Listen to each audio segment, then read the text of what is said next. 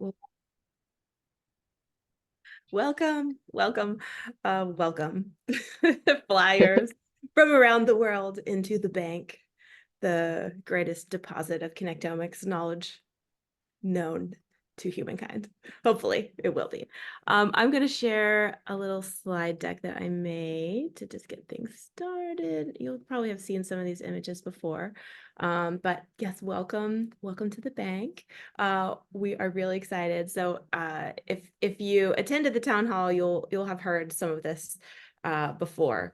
But the bank was generated by Jasper Phelps and Minsu Kim during COVID. It was their big COVID lockdown project. So it took a couple of years. And they did this at Harvard, and now it's been sort of realigned and segmented. And it expands from Flywire, which is, just the brain of the fly, to now has this sort of net connective, and it's essentially the whole central nervous system of a fly. And so sort of novel to kind of do this collaborative proofreading that's open to everyone from around the world. But thanks to like your participation in Flywire and thanks to the success of Flywire, it I think has been a motivating factor to put these data sets online even before they're proofread, so that everyone can start working on them and teaming up together, sort of Wikipedia style. So before I go too far into the bank, I just wanted to acknowledge the phenomenal contribution of flyers to the Flywire brain. I didn't get the full stats, but I actually am realizing right now that I should probably put together a blog post that has all the cool stats of everything that flyers did in the fly brain. But well over 30,000 completed cells and over 40,000 annotations contributed by flyers in the Flywire brain. So thank you so much. It's really phenomenal and impressive and inspiring amount of work and effort. That's made a big difference. All right, so the bank, it's the brain and nerve cord. So there's that classic front view of Flywire brain, and you can see it kind of extends down to would go into like the thorax or the body. So they took 50 million images at 4 by 4 by 45 nanometer resolution. And that has created this whole data set that's going to transform how we understand the link between brain and behavior. So this is a little snapshot that shows a few of the proofread ascending and descending neurons that are going, well, I guess the neurons from the neck connective here, which is that, I don't know if you can see my mouse, but that little section that goes sort of from the VNC to the brain. So we do have, there is a team of like professional proofreaders that has been working on sort of some of these cells. So if you see some of the cells that have already been proofread, some of those are coming from this, like the team of the proofreaders. Let's see. And then this is a little side-by-side comparison. Interesting. There we go. Side-by-side comparison showing FAFB and the bank. So you can see just how much bigger the bank is and how many more neurons you can kind of expect to see. If I scrub it right here, in these little things, there's all these little, they're called neuromeres. So, in the fly brain, it's broken up into these regions called neuropil. We're not actually sure why they're called neuromeres in here. We think it's maybe because they're spherical shaped, but there's little spherical shaped sort of orbs. One would be controlling sort of each of the fly's legs, and definitely different other sets of neurons. And then you can see some of the little nerves that are like exiting to go farther out into the fly body. Okay, so this is the sort of labeled diagram of the bank. So you see the brain, and yellow is there, the net connective. And then the VNC has these little pro, meso, and meta neuromeres that control the front, middle, and hind legs. And then that little green section in the middle is the AMN, which controls the wings of the fly. And then the ANM controls the abdomen, or I guess all the organs and things that are in the fly. And these are sort of rough approximations based on the VNC, and they may be further subdivided, who knows. But it'll be kind of exciting to see what connectivity is going to these specific regions, to understand how brain is controlling and driving behavior. And as you know, we're asking you guys to start in the G and G, but you can really, proofread anywhere you want. I know, since we did the optic globe last time, there's a lot more expertise and background in the optic globe. And I know Christoph is already working over there, so you can go in the brain wherever you like. There is just, since there are other kind of proofreading efforts, we were just trying to prevent too much overlap with people finding and proofreading the exact same cells. Let's see.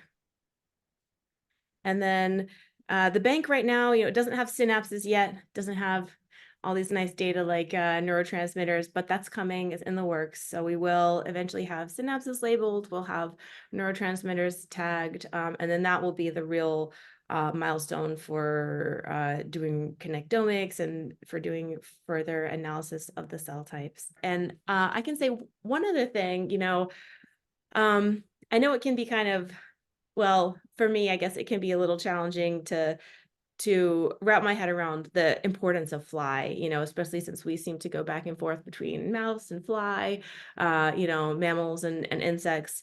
So I was just looking up a couple of examples of, like, why does the fly matter? Why is the fly important? Does it actually have any impact on human health? So there's two actual examples that I can share really quickly. So there was some research done a few decades ago on the circadian clock neurons of the fly, and they identified this gene. They called it the period gene, that played a role in driving, the daily rhythm that's informed by, light and sound and seasons, but that really lets an animal regulate their 24-hour circadian clock. And when this gene was disrupted in fly, the flies couldn't function properly. And the discovery of this gene led researchers to find a similar gene in the human brain that, when that gene has a mutation, has an impact on a human being's own circadian clock. So that's one example. And the other example is the Huntington gene. So if you've heard of Huntington's disease, it's a disease that affects people's movement and motor coordination. And there was a Huntington gene found in Drosophila, and that led researchers to go and seek out a similar gene actually in humans. And now there are trials underway at targeted gene therapies for these Huntington genes to try to combat Huntington's disease in humans. So, even though it's just a fly and, it only has 150,000 neurons, which is still a lot of neurons, as you've seen, they're pretty crazy complicated.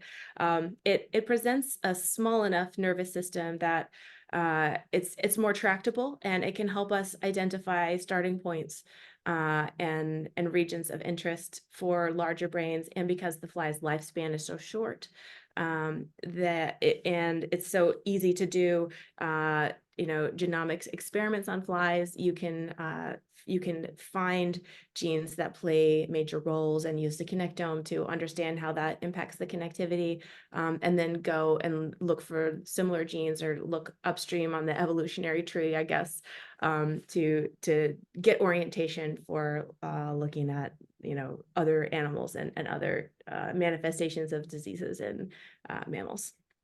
So that's all I have for today, for right now. Anybody have any questions?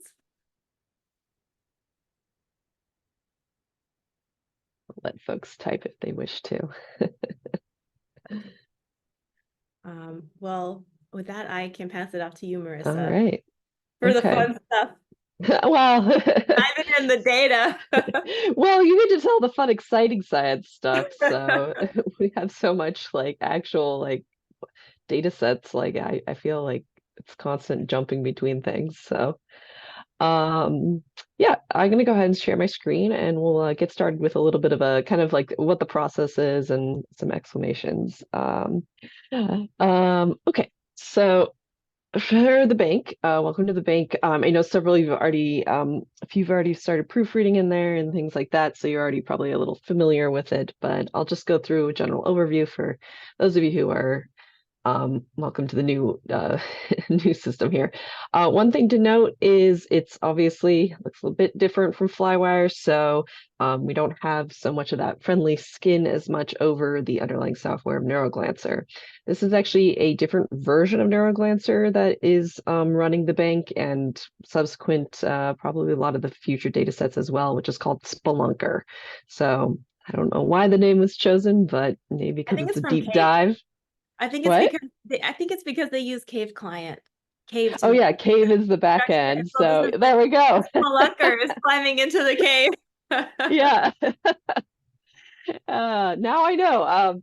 But yes, so this is the Spelunker version. So the nice thing is there's been some updates for making editing a little bit faster, and that's a bit nicer as far as those kind of controls go. And we have all that kind of outlined on the blog post for you all with those updates. I'll also go through them kind of as a little brief demo here. So for the bank, when you first go in for the kind of starter link that we've given out to folks, generally speaking, you'll be kind of given this view here. And I know for Flywire, right, there was the big thing where it was like, oh, we actually flipped it where it was left and right. That happened later on after we were in Flywire for a while. Here for the bank, it's the left side is always going to be on the left side here. So one way that you can kind of quickly orient yourself is having this particular part of the VNC here that kind of comes out to the left side. So that kind of gives you a quick way to orient yourself within the data set itself. Um, so for kind of starting area where we won't be bumping up into a lot of folks, one is the neck connective neurons. So those are all the neurons that kind of run up and down the neck between the central brain and the VNC. A lot of those have been proofread. There are still ones of like to be proofread, but at this point they're very usually tricky and difficult ones that maybe other folks haven't been able to find the continuations for. The other thing is we have the proofreading team that Amy mentioned. They are working on the right side here of the central brain area, and they're doing all the somas over there. So we are going to be starting over on the left side here in primarily what we call the GNG region, which is kind of the region that is kind of the next connections to all those neck connective neurons. So we're trying to slowly build the circuit out. And that's why we're kind of focusing on this particular region, even though I know we're very comfortable in the optic lobes. And if you feel like doing the optic lobes, be our guest, that's fine. I will note, I believe there is like a damaged lamina. So it's not, some parts are maybe not as robust as even Flywire's data set for the optic lobes. All right, so I'm just going to quickly hide the GNG box so we can just focus on our left side here.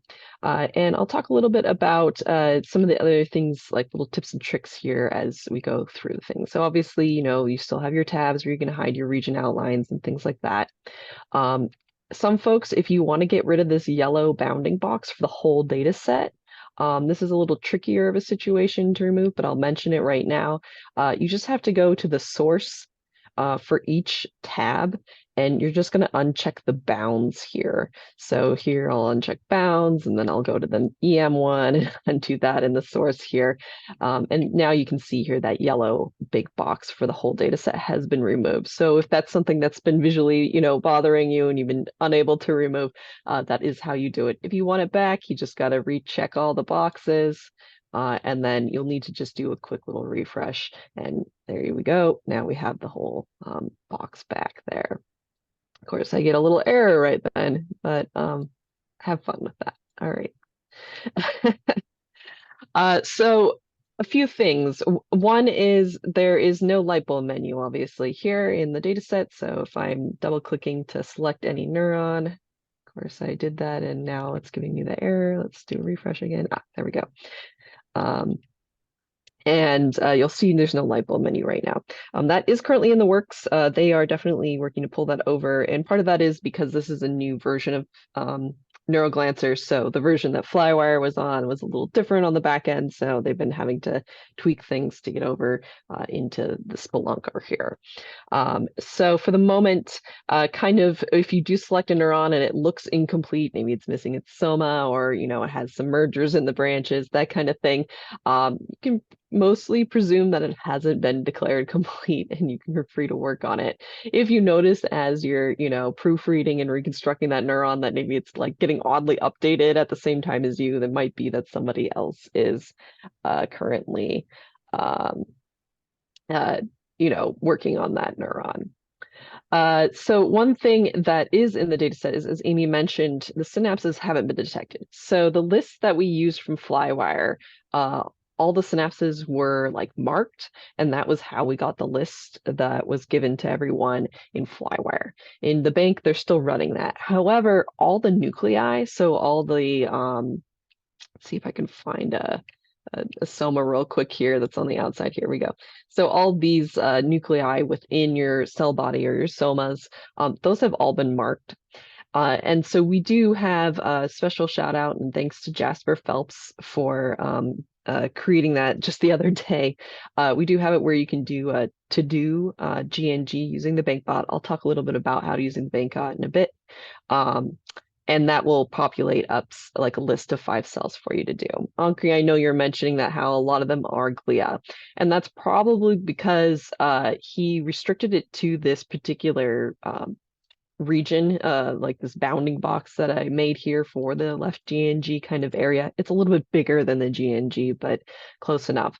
And that's probably because most of the somas that might be in here are glia, and most of the somas for cells that are in the GNG are located outside, kind of similarly to how we had like the rinds, where we had the soma rinds and the optic lobes, where like all the somas were all gathered together for a lot of the optic lobe cells. That's probably what's happened, is that most of the cells that are in the GNG, they're outside of the bounds here in rinds. And so for that to do GNG, that's probably why it's bringing up a lot of glia cells rather than ones to be proofread. So I do apologize for that, that as we go through that list. I believe though there's like about 400 or so somas on that list if you do use it. So that is one way to do it. The other way is just to purely click around and select something. So here I've clicked around and selected this particular green cell here, and you're welcome to grow your own garden, and kind of as you maybe proofread and remove mergers, you can save those mergers for later, that kind of thing. All right. So I was talking about how to decide, if maybe your cell's been proofread. It's the same kind of thing as when we were doing Flywire, where you're kind of looking for those 4 main components. I always think of it. You have your main backbone. You have your axonal terminal, where you have your more Boutani-like axons having their connections, and then or blebs is the other name for that more rounded section here. And then we have our dendritic terminal, and then we'll have the little what we call soma tract, or the proximal neurite that goes out to your cell body or soma. I like to use both terms for you all, but generally speaking, I usually use soma nowadays. I've talked to too many researchers, so apologies. But obviously those are a little bit interchangeable with that.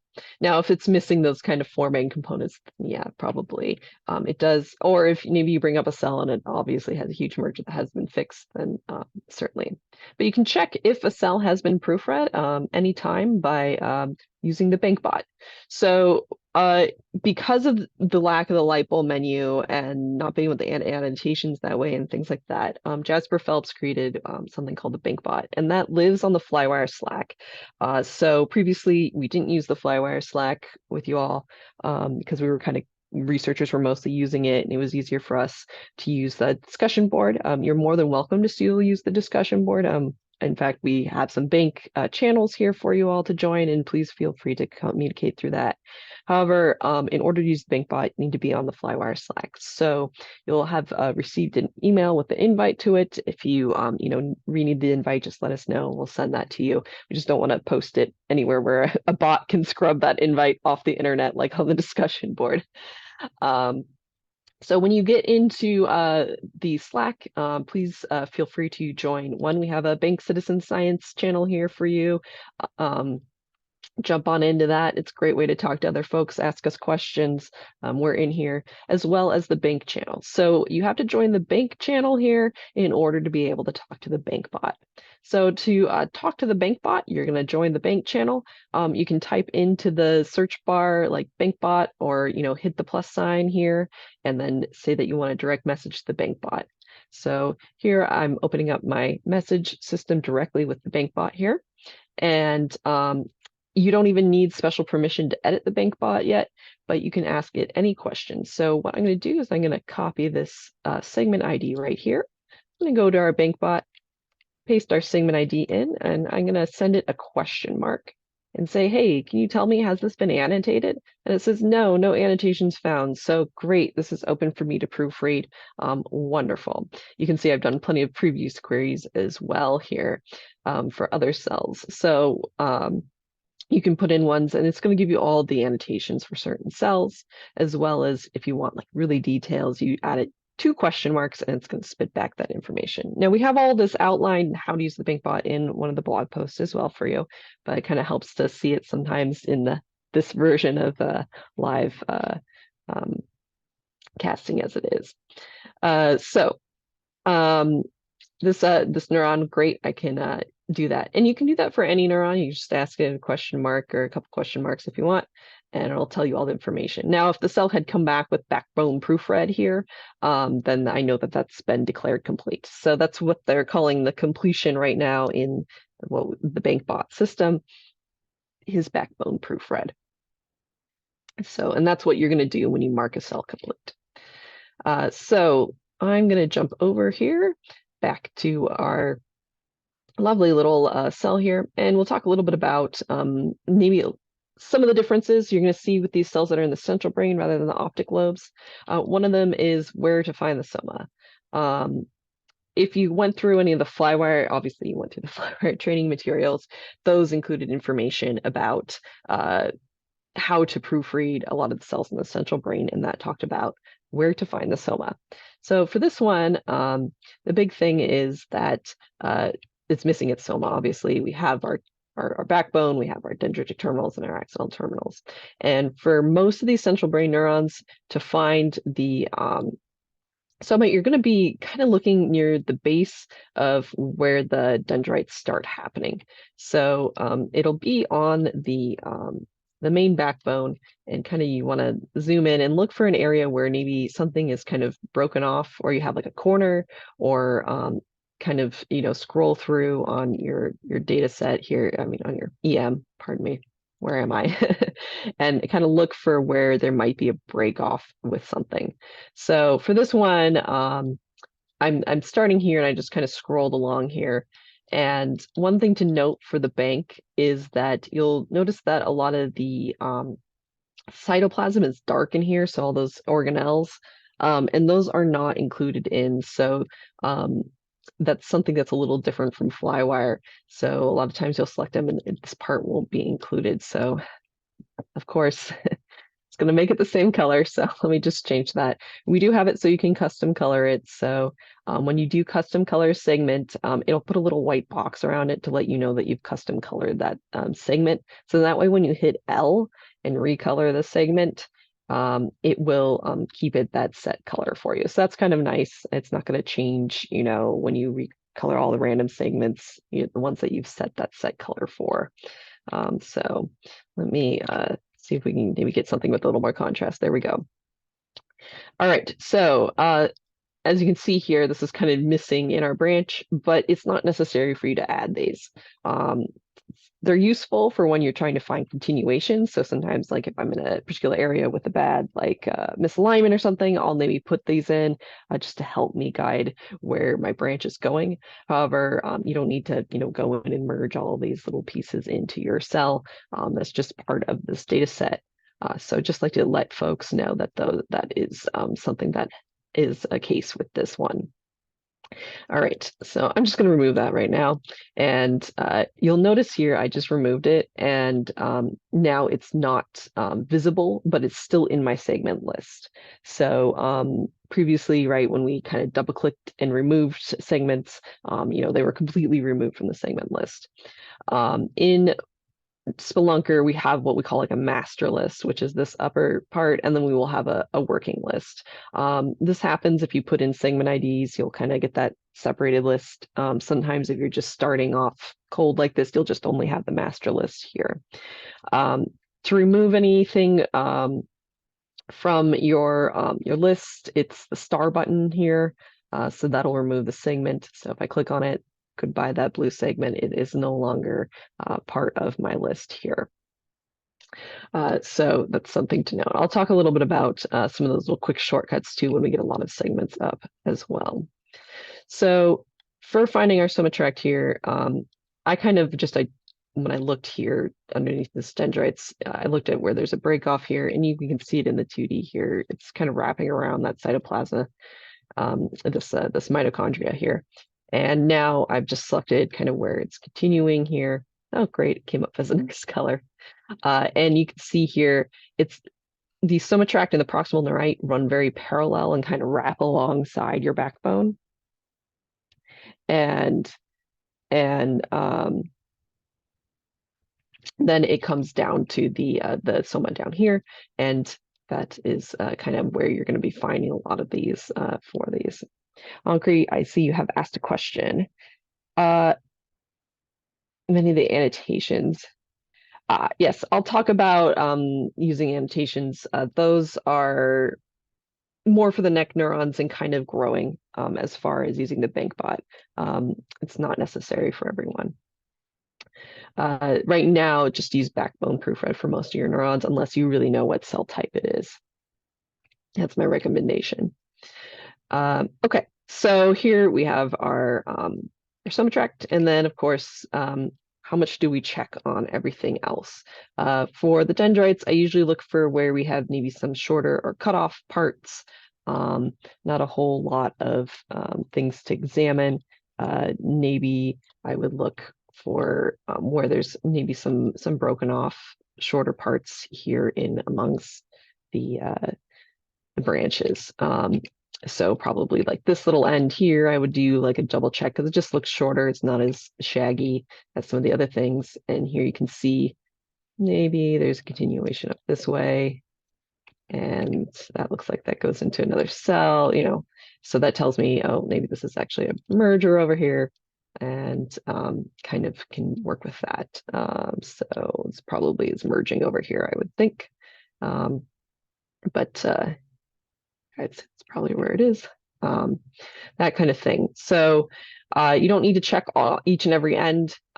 Some cells you might need to, because you'll see that like they're shorter than a lot of the other surrounding branches, but as a whole, these are, you don't have to go in and really dig in the weeds. Now for the axons, they're a little bit more easier to see where things are shorter because they tend to end in more of these the blebs or the bouton-like things. So you can always go in and check some of these shorter ends here and see where maybe there's like a continuation that probably is missing a connection here. And that's kind of more important in the, finding those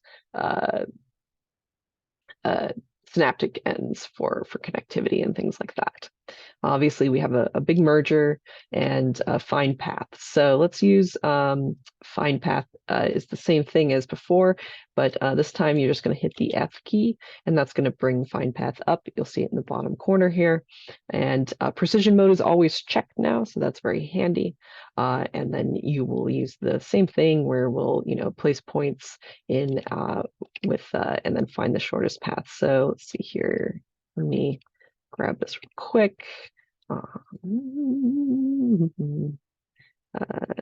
Place a point here, and then I'll place one in our main branch here.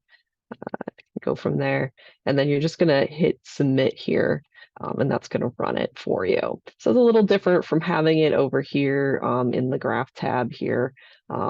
It's kind of running it down a little bit at the bottom here for your buttons.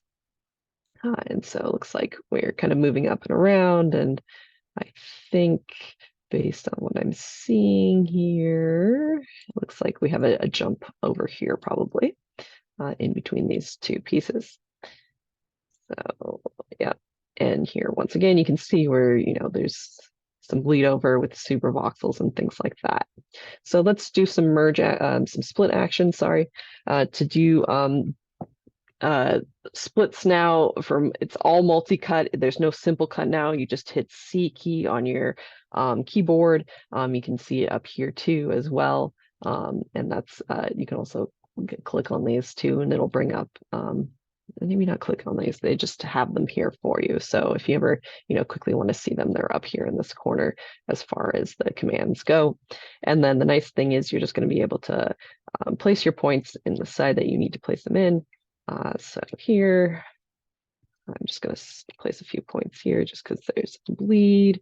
And then to switch over to the other color, you're going to hit G on your keyboard. You can also hit swap here if you don't want to use the button.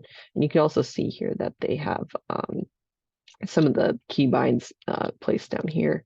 So I'll place some points over here. There's no preview. That's one thing that kind of makes me a little sad for this. I liked having split preview, but such is the nature of this. So let's go ahead and submit this and see what happens. All right, looks like it went through very nice and fast. The nice thing is for Spelunker, you see this black box right here, it will automatically render that in a little bit of time here. You don't have to refresh every time. So that's something to note. It will eventually render that in for you. Usually does it fairly quickly, but I guess because this is a larger piece, maybe not. The nice thing is when splitting it off, right, we can see that it's, all done. So I'm going to deselect that. And now you see here, I have a few segments that I've, known are bad and I wanted to remove, and I don't want to see them anymore on my list. How do I quickly remove them? Well, for any segments that are hidden, so you're not currently visible, if you hit Shift left click on the star button, that will remove all those hidden segments for you. So that's a quick little neat Easter egg for you about this. If you want to switch the visibility of segments, so let's say you had hidden a bunch of stuff you were looking at and now you want to switch off, if you hit Shift left click, that's going to toggle your on off for cells that are currently hidden or not hidden. Obviously, if you hit this, it's just going to just hide everything. But if I have one hidden, Shift left click is going to toggle me between those two on the eyeball there. I find I commonly, especially when I'm looking for continuations and little bits and fragments of cells of segments that I don't want to add in or something, I use that little Shift left click on the star to remove all the junk that I don't want on my master list anymore. Also, just one thing to note is I Yes. believe that you can do shift and double click when you're removing a segment and it will take it off the list. Yes, thank you, Celia. Yes, You're I welcome. think that does it as well. So I think if I reselect this and I do Shift, double click it, you can see it's no longer on the list as well. So that's another shortcut. Yeah, I do. Yeah, I miss preview. I haven't talked to anybody quite about that one. But while I was talking, as you can see, it automatically rendered in where that black box was. So very handy. You're not constantly refreshing now, which is great when you're, doing a lot of merges and things like that, which we can do briefly. I'm going to just speed that up a little bit here with grabbing a couple merges real quick. So one is that I kind of pre-looked at this. If you post in coordinates up here using Control V, you just have to click off of them and then it'll jump to your coordinates instead of hitting enter, unlike a flywire. So here, remember I was looking at that continuation for this particular piece, and I believe I have to go through a little bit of some jumps here. And there we have it. There it is. Just looking for the same shape next to our friend here. So I have this segment I've added in. And what I can do is let me jump to another spot where we can add in another segment. So let's say you have multiple segments you want to add together. At the same time, you can do up to 10 at once. So let's paste this in. And I'm just speeding things up a little bit just so we can move along here rather than having me search all these ends and find the continuations here. So I have two segments I want to merge in and add to our thing. So what I can do is start merge mode by hitting M, and then I will use Control left click to place it in one side and Control left click again to place it in the other side. And now you can see there's a little line that draws in between the 2 points, which is very handy. You'll see that it's also listing the 2 segments that are going to be connected together down here. So you can always get rid of those if you don't want to add those together, if you accidentally put the wrong things together. If you have multiple segments on a line, let's say you're growing a branch out, you can do them all at the same time. So in this case, I just have 2 ends here, but I'm just going to quickly use them as an example. You can do up to 10 of these merge actions all at the same time. So the nice thing is now I've had 2 things that I'm going to merge together. I'm going to hit submit, and that's going to go ahead and go through that list one after another. It'll do a little trying and done, and it'll slowly update it as it goes. And now we have that. It's going to re-render that for me. I don't have to refresh, and that will go. So that's a little bit quicker. There is also auto submit. So when you do merge, it'll just automatically add them together. So if you find you're, having a very fragmented, I know sometimes we get those ones where it's like little stepping stones up, that kind of thing. It's a lot quicker to do. And obviously the clear button will remove any erroneous things. So those are your kind of the updates to Spelunker that are a little bit different from the Flywire actions. All right. So for this cell, let me add my Soma in, and we'll go ahead and mark it in using the bank bot real quick. And that'll kind of be the process for when we do these cells here. I'm sure there's probably a few other little clean things that I need to do, but I'm not going to be picky. Oh. I'll turn my merge back on. Make sure we get our Soma added in here and go from there. All right. Great. So if you want to ever exit out of any of these modes, you're just going to hit your hotkey again. So in this case, I just hit M again, and now I'm out of merge mode and just back into regular mode. So something to note is I don't want this anymore. So sometimes what's great is if you wanted to quote keep one of those segments invisible and move on to, that's the next cell you're going to proofread. It's kind of a way to kind of move along from one to one if you're not wanting to use the bank bot list. All right, so how do I declare this cell complete? I'm going to put you can use the segment ID, or you may need to use the coordinates. So for coordinates, I just put the, same old thing where when we needed to complete it using the light bulb menu, you put your crosshairs in the middle of the backbone, presumably near where the Soma's coming in. And then let's see here. Let me get it to a little bit of a cleaner spot here. I'm going to go to the bank bot. I'm going to copy my segment ID here. And then what I'll do is you'll need to request edit access if you don't have it from Jasper Phelps, and you can do that in the Citizen Science channel or just by direct messaging him. He's very responsive. Thank you, Jasper, for that. I'll read your comment in a minute, Ankri. I'm just going to finish completing this cell here. So to add an annotation to a cell, you're just going to use the exclamation point, and then for completing it, you're just going to put in backbone proofread. And then you're going to hit enter. And wow. Hopefully you don't get an error like I do where this happens, that you need to try again. And that could just be because, there's too many responses going on. I know that Jasper's talked about how he needs to make the bank bot. He might need to expand it a little bit to handle more requests. Yes, so it will spit back that it's been a success, and everything like that. There are a variety of other annotations that are in a list. However, most of them are, related to, knowing if they're a neck connective neuron or a motor neuron or something like that. If you're not familiar with the cell type and, don't worry about it. Adding only just backbone proofread is enough as it is right now. We can go back in and, folks who know and familiar are with those cells can annotate and tag them too. If you do happen to, know the type, or maybe you're in the optic lobes and the name is not in the BancBot. So the BancBot has a bunch of cell types that have been automatically added as a list here. And a lot of them, are relatively basic, and it's a growing list. So Jasper's adding in new names as time goes on.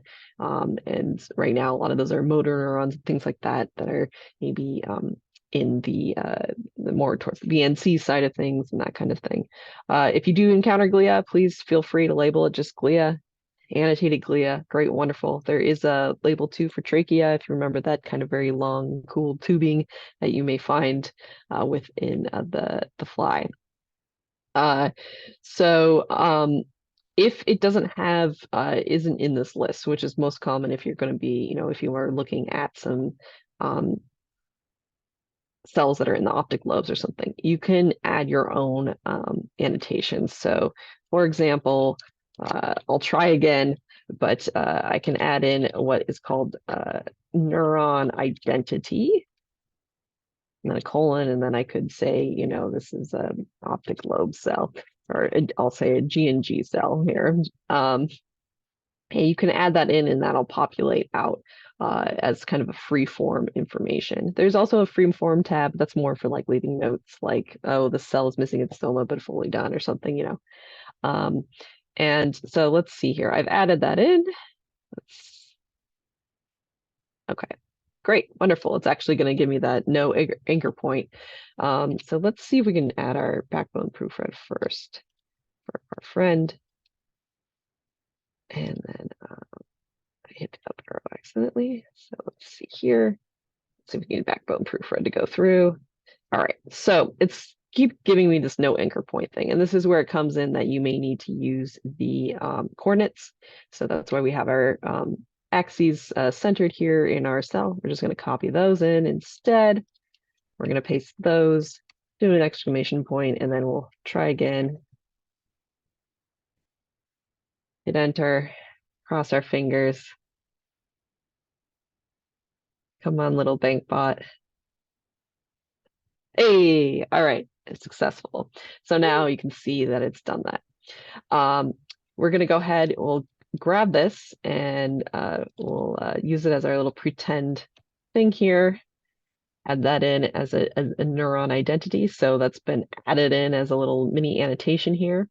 If I wanted to remove it, let's say, oops, I accidentally annotated something. We have the ability to remove an annotation that you accidentally submitted for yourself. So yeah, Amy, thanks for joining. I'm going to finish. I like want to be done. We have the ability to do that. So let's say, okay, I want to remove what I just added. Just copy this. And what I can do is instead of using the exclamation point, I will use the minus sign. And if I do this, BancBot has responded to me. It gave me an error. Thank you, BancBot. Oh, maybe I did an HTTP an error.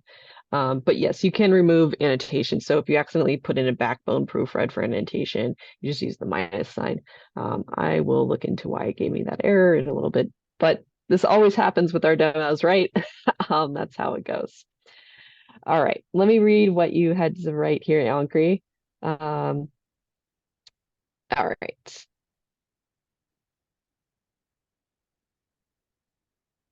Yes, so for when you have misalignments and there's several parallel branches and merge other segments, okay. You can use either your 2D or your 3D to place the points and, just hope that it connects it correctly. Or if you need to, you can place them a little further apart.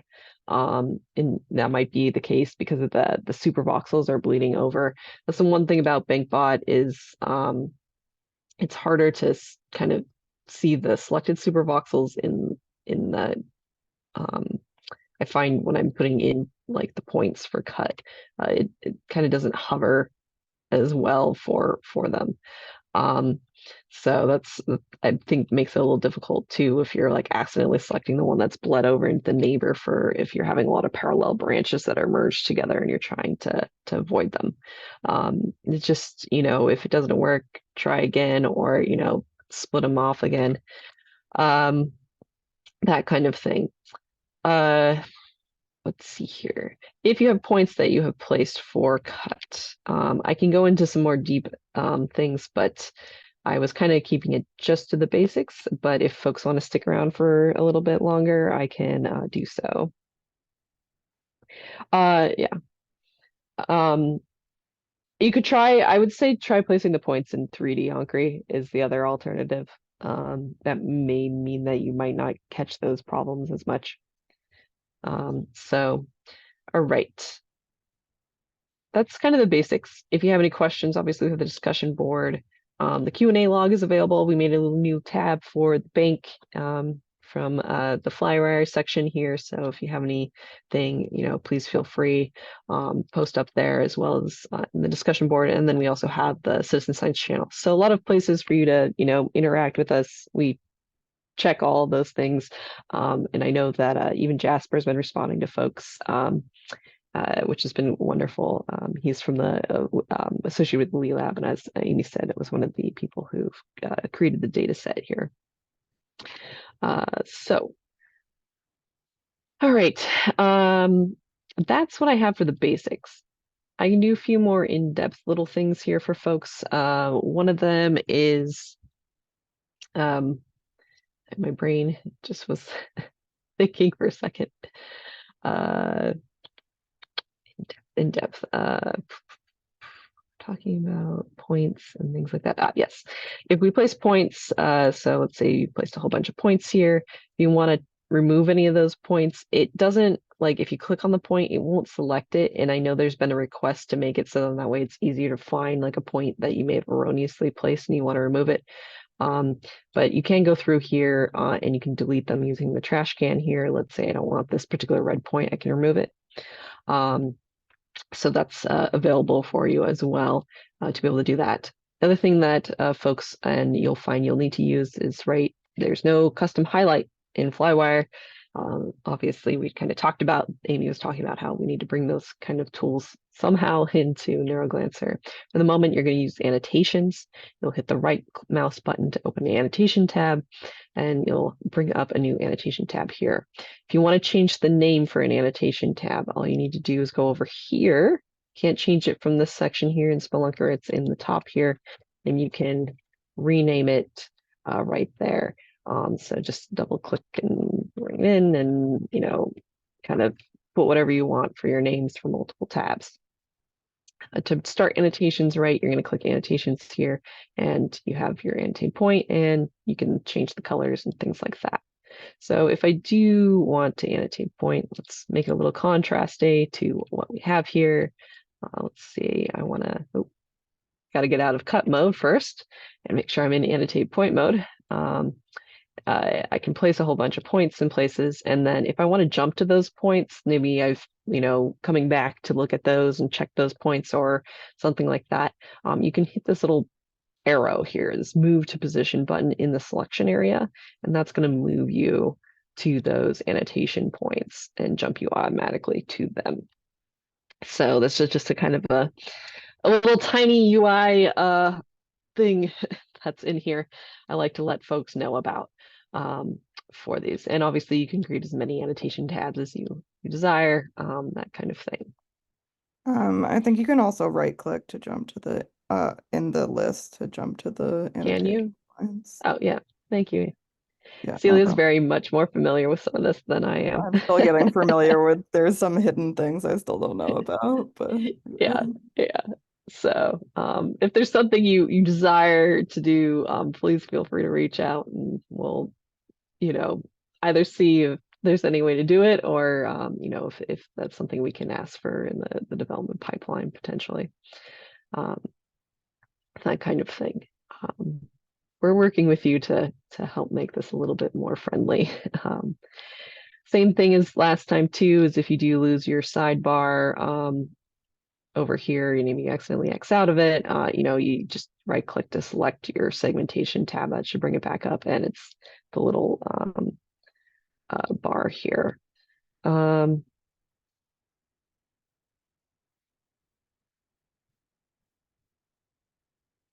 Oh, just switch between the, yes. So I don't think there is right now to switch between the annotation and the segmentation proof tabs, but I saw Cafe like asked the other day, like um if there was a way we could like put the two bars together and have them more easily visible so you could toggle between the two of them. That kind of thing. And I do agree, it would be nice to be able to drop points more easily.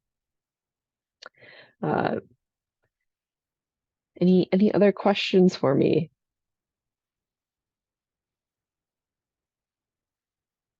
All right. I will mention one other thing. I will be starting up Twitch streams so we can interact live. And if there's some cells that you're having trouble, the tricky area, you're like, what the heck, please feel free. I'm happy to kind of work through those together with you. And I did put a post up on the discussion board for Twitch office hours.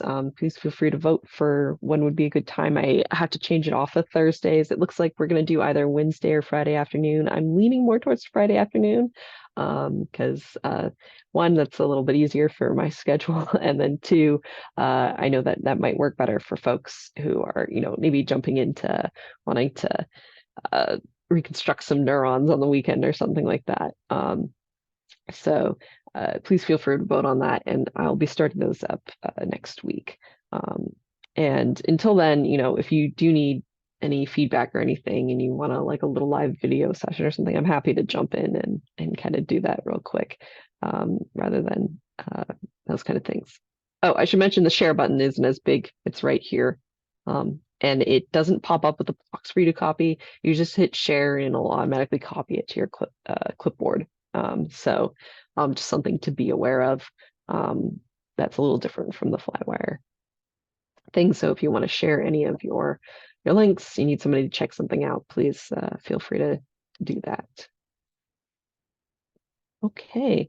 Thank you all for jumping into the bank with us. Obviously, there's some things that are a little lacking, but I'm very excited that there were some improvements made to how we do edits. It's a lot cleaner and faster than previously, so that's delightful. I find the bank very fun to proofread in, so that's wonderful.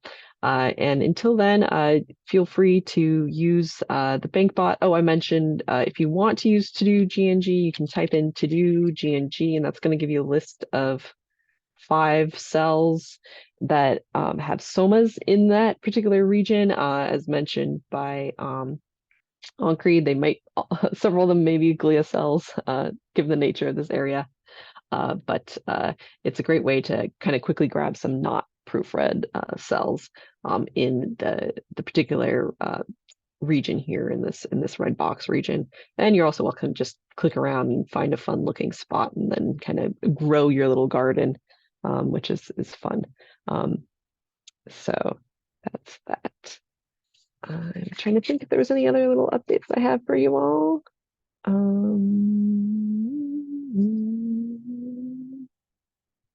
Yeah, I think that's it. All right. Celia, is there anything you need to add in? Thank you for your help with the extra little bits here. Yeah, no problem. I don't have much. I think I was just thinking about that command minus thing that you were doing earlier. I feel Yeah. like if you just put in the label and not the neuron identity colon part, maybe it would work. Yeah, we can try. Let's see.